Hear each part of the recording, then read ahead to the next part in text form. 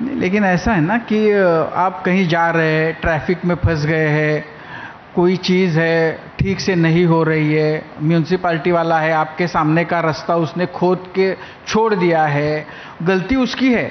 तकलीफ अगर मुझे हो रही है तो मुझे गुस्सा तो आएगा ना। तो आप इससे कैसे बचे हैं अभी तक? यही तो समझना है। ट्रैफिक में फंस जाइए, दो चार गाने गाना शुरू कर दीजिए, रियाज शुरू कर दीजिए कार में। मुझे तो ऐसा लग रहा है कि आप मतलब भजन गाते गाते आप भी साधु हो गए हैं, जो काम क्रोध मोह से मुक्त और पूरी तरह से एक ऐसी अवस्था में कि जहाँ पे असर पड़ता है। इतना संत कवियों की रचनाओं को गाने से, अगर भाव से गा रहे हैं, समझ के गा रहे हैं, तो इतना उनको गाने से 0.001% तो आया होगा भाई। तुलसीदास जी का, सूरदास जी का, कबीरदास जी का, नानक का, क्योंकि इतना उनको गाया है और समझ के गाया है, मजाक में नहीं गाया है, एक एक शब्द को सोच के गाया है। तो सच में 0.0001% भी अगर आ गया है तो बहुत है, बहुत है। लेकिन अनूप जी, ऐसा भी हुआ होगा ना कि आपने एक आध भजन जब आपने उसको पहली बार गाया या कुछ साल गाते रहे और अचानक फिर ये रियलाइजेशन हुआ कि अरे, ये जो मैं ऐसा गा रहा था, इसमें ये जो शब्द है, ये तो इसका ऐसा भी अर्थ निकल सकता है, और मतलब उसका मज़ा या उसकी जो बात छुपी हुई कोई बात उससे अचानक रियलाइज हो जाए, ऐसा कभी हुआ है? ये तो बार होता है, क्योंकि हमारे संत कवियों ने जो लिखा है वो एक बार में समझा नहीं जा सकता है, उसमें इतनी गहराई है। देखिए, जो तुलसीदास जी लिखते थे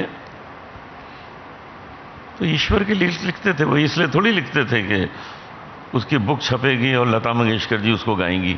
इसलिए तो उन्होंने लिखा नहीं कि कभी मैं उसकी रिकॉर्डिंग करूंगा, उसका सीडी आएगा। नहीं, उन्होंने ये सोच के लिखा कि हमने ईश्वर के लिखा है, ईश्वर को समझ कर।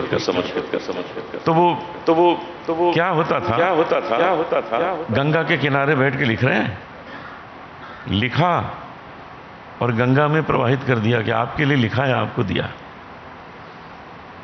उनके कुछ भक्त लोग उसको कलेक्ट कर लेते थे कि भाई इनको तो लिख के रखना ही नहीं है, लिख के भगवान को दे देना है।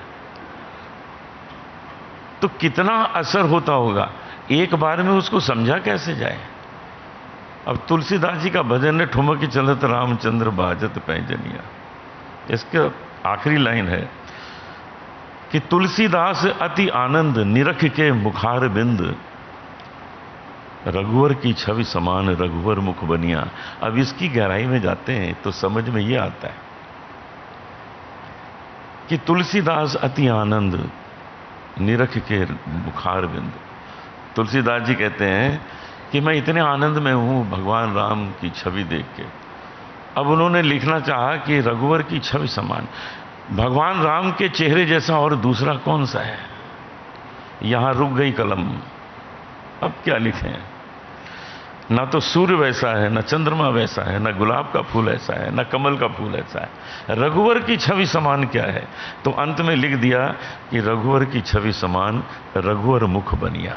भगवान राम के मुख जैसा भगवान राम का ही मुख है और दूसरा नहीं है। तो ये बार बार गाने से, बार बार पढ़ने से ये चीजें सामने आती हैं और हम उसको लोगों को समझा पाते हैं। हार्डली एखादा घर होगा जहां सुबह